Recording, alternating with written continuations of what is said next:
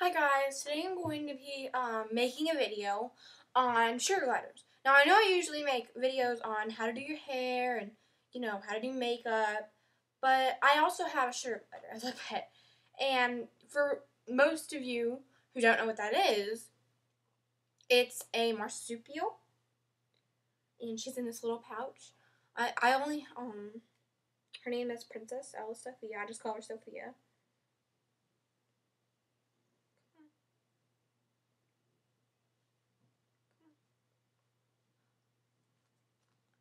This is her. This is my baby.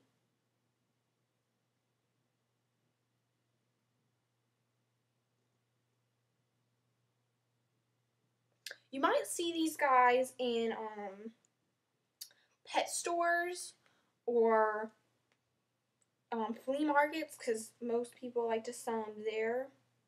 And back in the pouch. But I'm going to give you some fun facts. First of all, they're also another name for sugar gliders. They're called sugar bears, but that is what the mill breeders call them. And of course, any sugar glider owner who doesn't get them from the mill breed does not like the mill breeders. I mean, we don't like them at all. Because first of all, they act like, they're okay to be with pets and you can just wear them in your pocket all day and they can be potty trained and you just have to feed them glider chow. I don't even know. And that's not true. First of all, sugar gliders do not get along with pets. Mostly because the pet's instinct is you see a little animal, a little rodent type animal, you attack and you eat and kill. And the glider's thing is either to defend himself or run. So it's either fight or flight. And mine likes to defend itself. I mean, she thinks she's a golden retriever. She thinks she's gonna eat that dog. And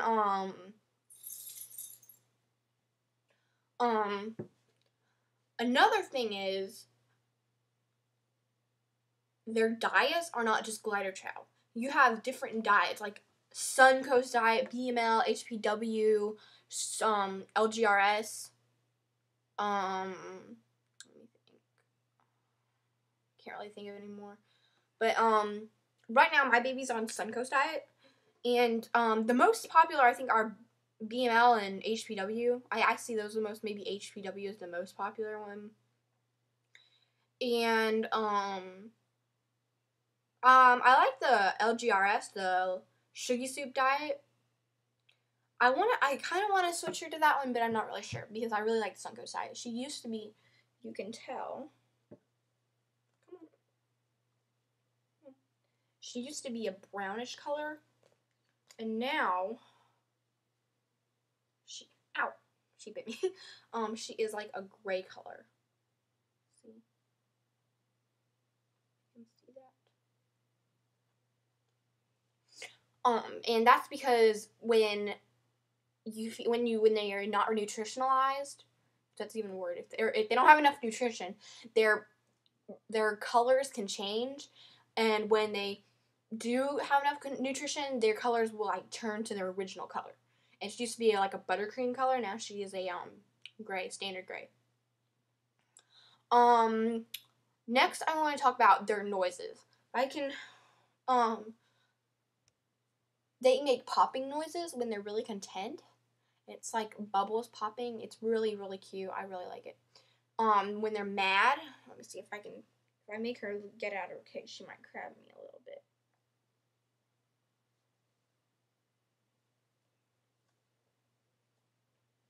Crabbing is like whenever, that noise. It's whenever they're angry or they don't want to be disturbed. They also have purring noises. I've never heard mine purr. They bark. I've heard mine bark once. I don't really know why they bark. I think mine was barking to get attention because it wasn't really, I was doing something and she was like in her cage. She was like bark, bark, bark. It sounds like a little chihuahua yapping. It doesn't even sound like a bark. It sounds like a yap. There are singing noises when the mommy has a baby. She kind of makes a rhythmic tune and she sings to them.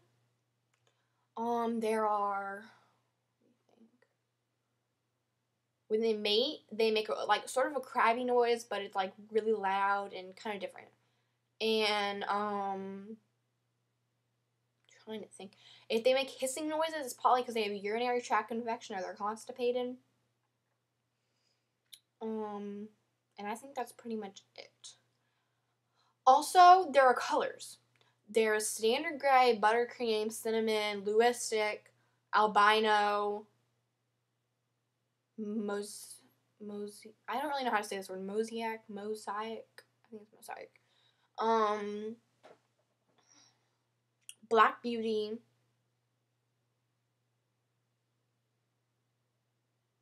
I mean, that's all the ones I can think of. Standard gray is what she looks like. She's just gray and black.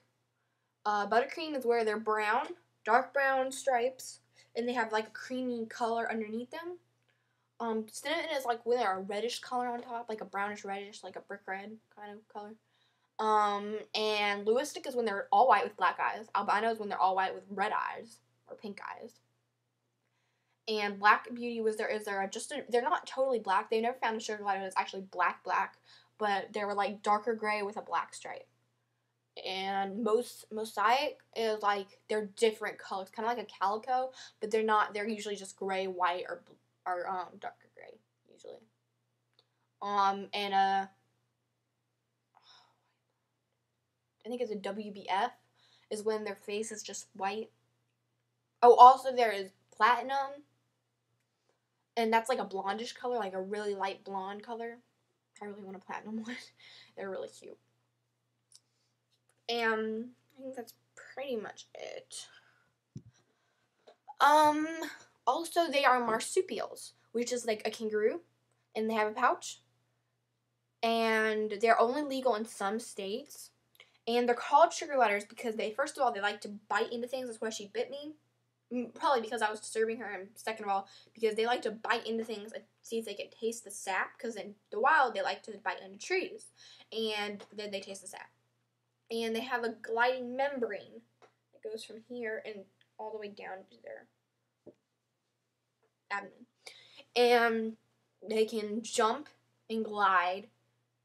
I don't know how far the distance can be, but I know it's pretty good distance.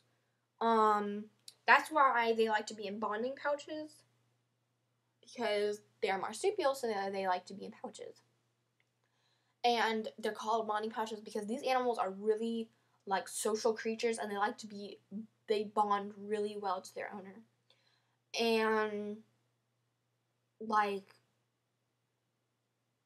you have to have bonding time, and then when they're bonded to you, they're like yours forever, pretty much, as long as you're taking care of them. You can do certain bonding things by like putting a piece of fabric. Some people I like to make bonding blankets where it's just a piece of fabric, like fleece usually, because fleece doesn't fray, so they can't get their little nails stuck in it. And you can rub it all over you, like sleep with it for the night, and then it'll get your scent on it, and then you put it in their cage, and they can smell your scent. You can put them in the bonding pouches, carry around with them until they can hear your heartbeat, your breathing, your smell. Have tent time where you sit in a tent and you play with them. You can have licky treats where you take like applesauce and put it on your finger and they lick it off you. It's really, really cute. And other stuff like that.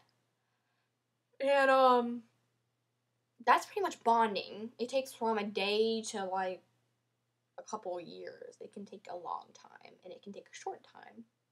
I never heard of anyone, bonding within a day, but I mean, I'm sure it's possible somewhere out there. Like a really well-adjusted sugar glider.